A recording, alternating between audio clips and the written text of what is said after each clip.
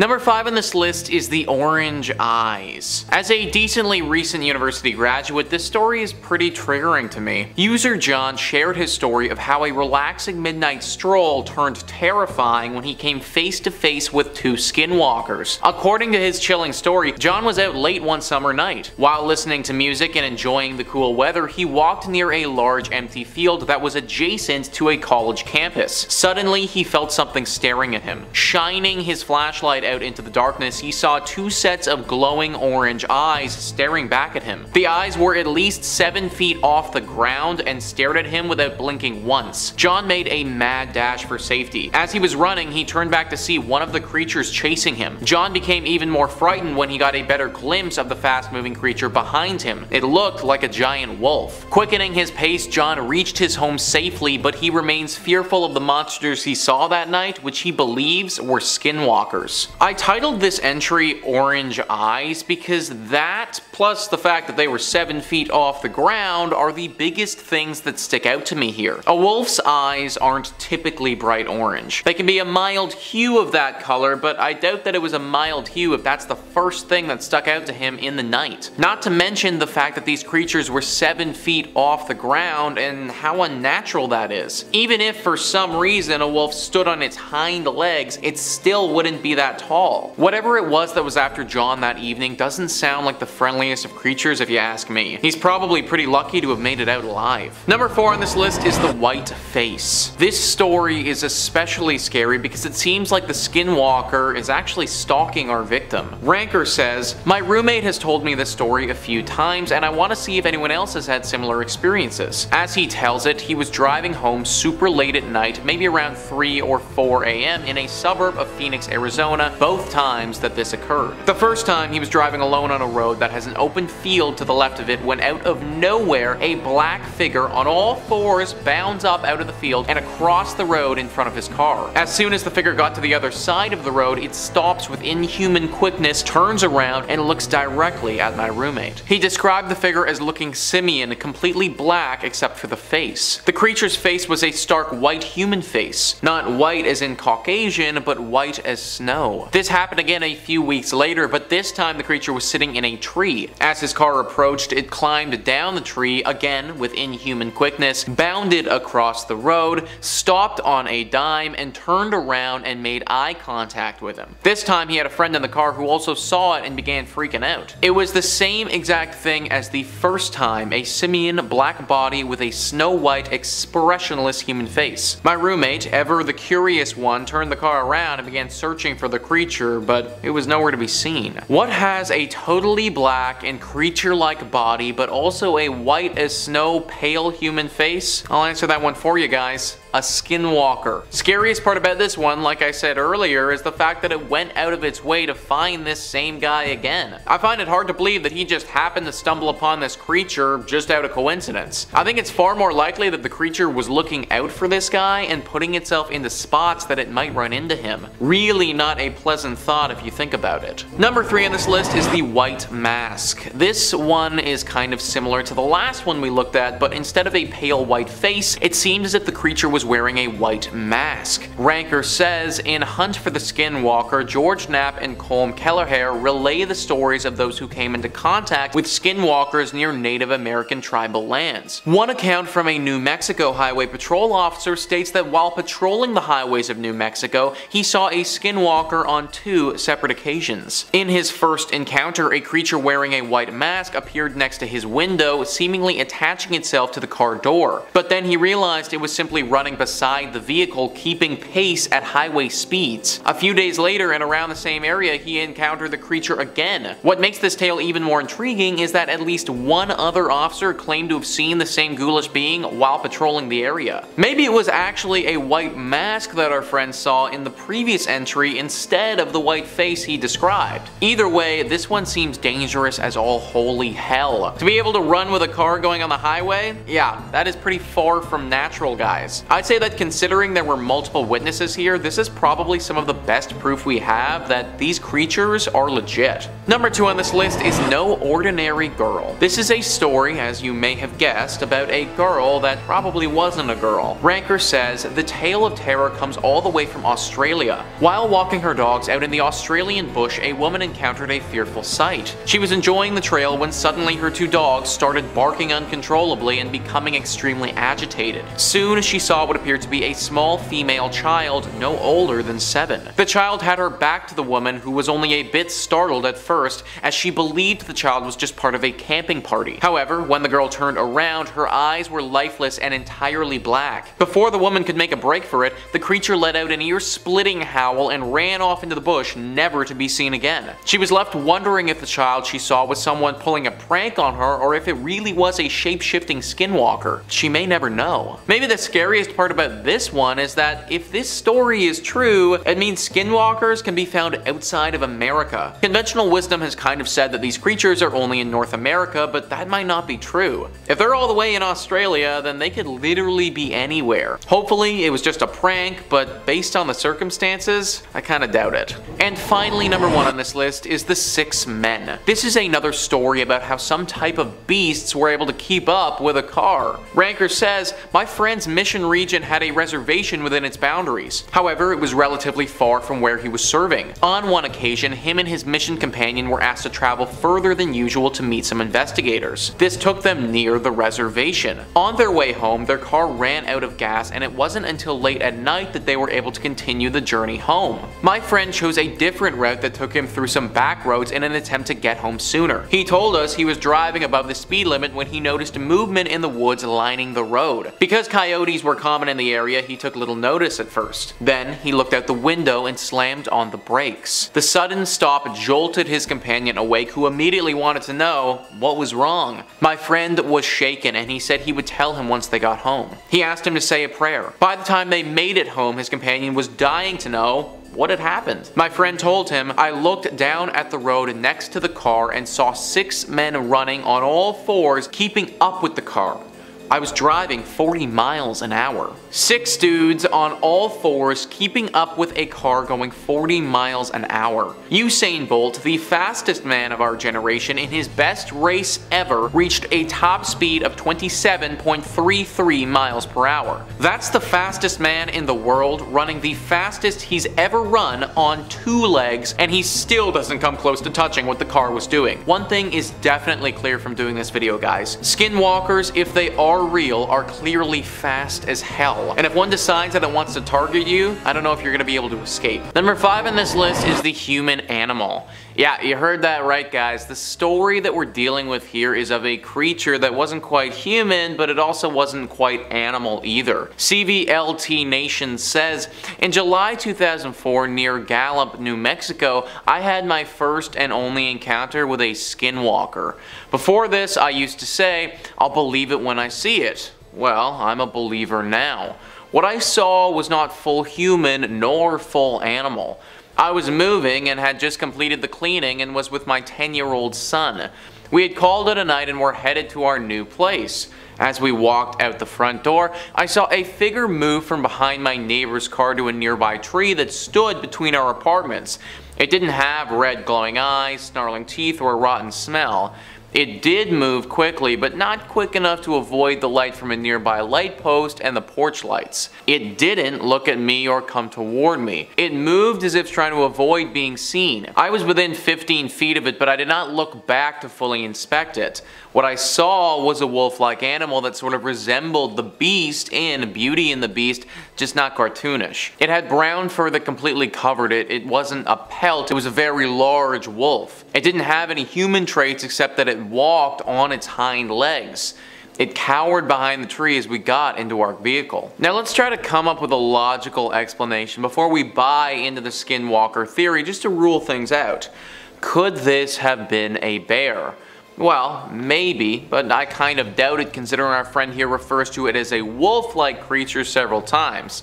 So he definitely didn't get any bear-like qualities from it. Okay, so it's not a bear, well, what about being an actual wolf? I mean, this is probably the most possible, except it literally walked on its hind legs. Wolves have been known to get up on their hind legs for a second or two, maybe just to stand on them for a moment, but they don't specifically walk on them.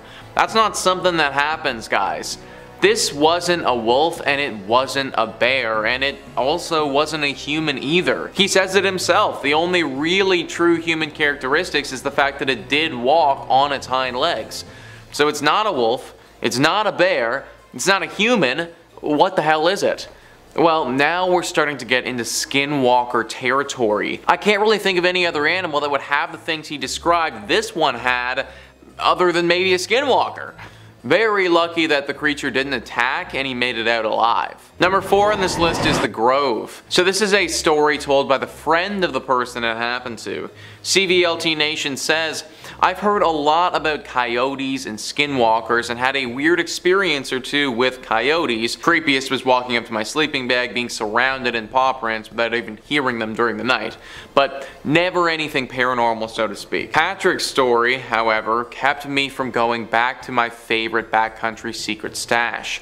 He was leaving the area one morning, had been camping there a couple days, and said there was a coyote that always seemed to be close by, like in his peripheral vision, but never overt. He loaded up his truck and started to drive down the wash out to the fire road. At the end of the wash, he could see the coyote following him. When he pulled onto the road, it was running next to him. Now he was freaked out, so he sped up. He said he was going 35 or so, and it was running along beside him.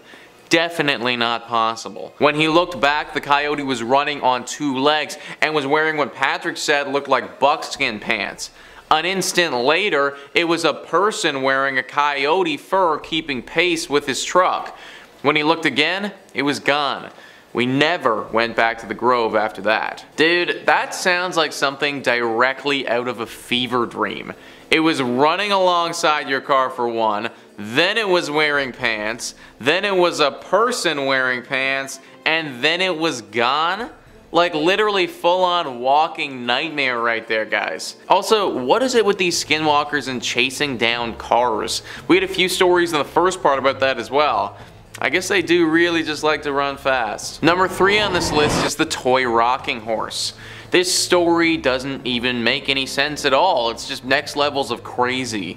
CVLT Nation says, my uncle is Mexican and Native American. This happened in the Mojave Desert in Southern California. He was driving around with his girlfriend late at night and they saw something that looked like a huge black dog on the side of the road. He slowed down and the dog began crossing the road. Instead of walking like a normal dog would, this thing moved like a toy rocking horse.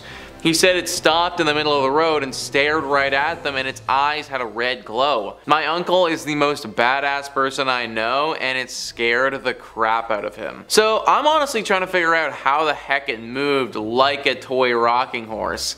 That kind of doesn't make sense, you know? How would it get anywhere if it just kept rocking back and forth? I don't really understand if I'm being honest, but apparently that's what went down. Which would definitely be enough to scare the bejesus out of me and never go back to the Mojave Desert again. Number 2 on this list is Yanal Delushi. A terrifying tale where a young boy was almost taken far too soon. CVLT Nation says, one year when I was in grade school we went to visit her. Most of the visits were pretty uneventful, typical boring old people stuff, except she always kept her curtains drawn shut and would always peek out the window, and when someone asked what she was doing, she would simply reply, Yanal Delushi is watching me.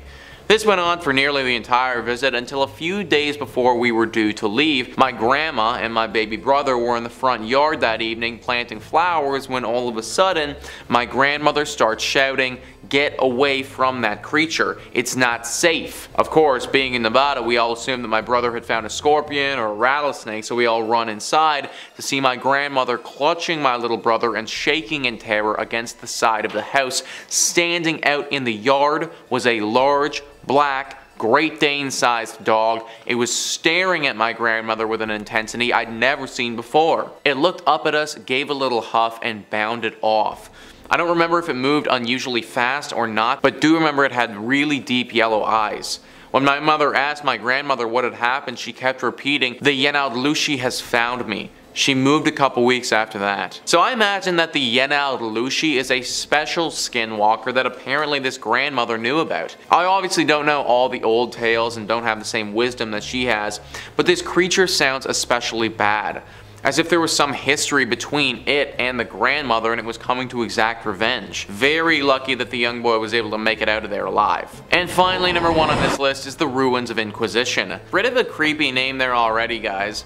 Kinda sounds like a mission in Skyrim or something like that, and I guess based on what happens, it could be. 5 years ago, some friends went out to some ruins in New Mexico. These ruins were critical during the actual Inquisition, hence the name. Well, once they got there, one of the friends started playing on the flute that they brought. They were only 30 seconds into playing the thing when a blood-curdling scream filled the air. It was so loud it almost burst the eardrums off of these guys. Then as the scream was happening, a creature was jumping and running across the tops of the ruins. It was moving so fast that they couldn't even really make out what it was. They thought it was an animal of some type though, but obviously nothing natural. The guys noped on out of there as fast as possible and drove 6 hours in the other direction. What's even crazier though is that when they got to their next destination, which was a campsite, and after they set up their campsite, they came face to face with what they thought was the creature from the ruins. 7 to 10 feet tall, a werewolf human-like creature was staring directly at the guys from the deep darkness. They then ran as fast as they could and noped the hell out of that place too. This time they all went home and just prayed that they weren't followed. But crazy, absolutely crazy to think that they were tracked and followed 6 hours. Only creature that could have done that, in my opinion, is a skinwalker. Coming in at number 5, we've got Jack Fiddler, Wendigo Hunter. And we'll kick this one off with not 1, not 2, but 14 purported Wendigo sightings. Possibly more if Jack wasn't able to get them before his untimely death. Back in the day, there was a man who claimed to be able to kill Wendigos. This man was known as Zauno Hishigo Galbo, but European settlers just knew him as Jack Fiddler. He lived in what's now known as the Sandy Lake First Nation and was a well-respected healer. He would go from community to community, ensuring the health of many people, but often he was sought out for more macabre business, fighting cannibalistic creatures. Jack would euthanize anyone who felt that the curse of the Wendigo was upon them. They sought him out to end their lives before they caused any trouble for their loved ones in their communities. Potions and ceremonies would mitigate damage, but death was the only surefire way to end a Wendigo's curse. And even then, it's a little tricky to deal with. So Jack would go from place to place, ensuring that Wendigos truly found their final resting place. After euthanizing the cursed individual, he would also perform a ritual cremation and burial to seal it away for good. Tales of his exploits eventually reached the Mounties though, who did not seem to think what Jack was doing was community service. After some investigation, they found out about a woman who was thought to be possessed. She was choked to death by her father-in-law and his brother. Any guesses as to who the brother was? Jack Fiddler. So the Fuzz arrested the men, claiming that what the law forbids, no pagan belief can justify. Jack eventually managed to slip away from the police before his trial and killed himself to avoid the long arm of the law. 14 counts of murder is a tough sentence, especially when assisted suicide and demon hunting were not considered valid defenses. Coming in at number 4, we got the Wendigos of Blackwood Mountain. Boom.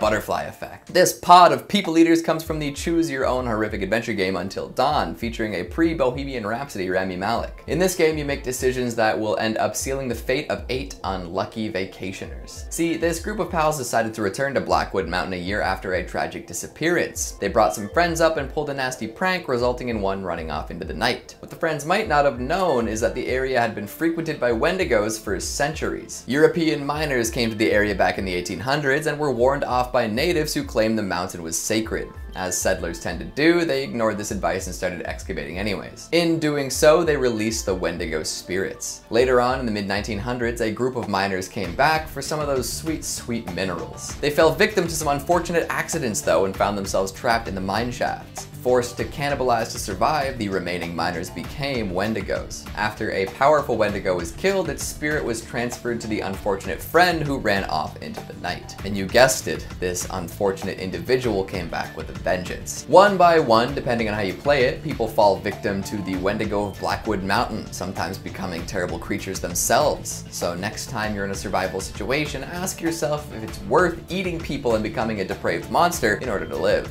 I'd take the long nap, to be honest. Coming in at number 3, we've got Pet Sematary. If you've only seen the movies based on this Stephen King tale, you might be a little confused. The feature films tend to skim over the folklore at the core of this resurrectory story. Sure, the ground is soured and stuff comes back to life, but why? Well, if you crack open a spicy little paperback, you'll find out exactly what happens. The spirit of a Wendigo plays a big part. The Creeds move into a lovely home near Ludlow and immediately run into trouble. The kids are getting hurt and the cat is killed by a passing vehicle. And soon enough, they learn about the Micmac burial ground near their residence. Apparently, it was abandoned because the ground was sour. Soon they learn some tales detailing the Wendigo that lived around there. It would walk through villages late at night, and anyone touched by it would develop a taste for human flesh. Eventually, it touched the burial ground itself, souring it and causing anything buried there to be possessed by it. This Wendigo spirit seems to orchestrate all sorts of terrible events in the story, playing with the emotions of the people around the Creed house. Some say that the Wendigo even manipulates the grief of everyone in the tale, causing them to act against their better judgment. Through this, it can possess more people and cause more terror. The horror of the Wendigo runs deeper than just the hunger for flesh and physical strength. Coming in at number 2, we've got Wendigo psychosis. There is some debate as to whether this disorder is real or not. If you look to the origins of the Wendigo legend, you can find plenty of association with the depths of winter. Without readily available food, often First Nations people would be subjected to famine. One who would indulge in the taboo of human flesh was considered to be possessed by an evil spirit, one that would never be satisfied. It makes sense, right?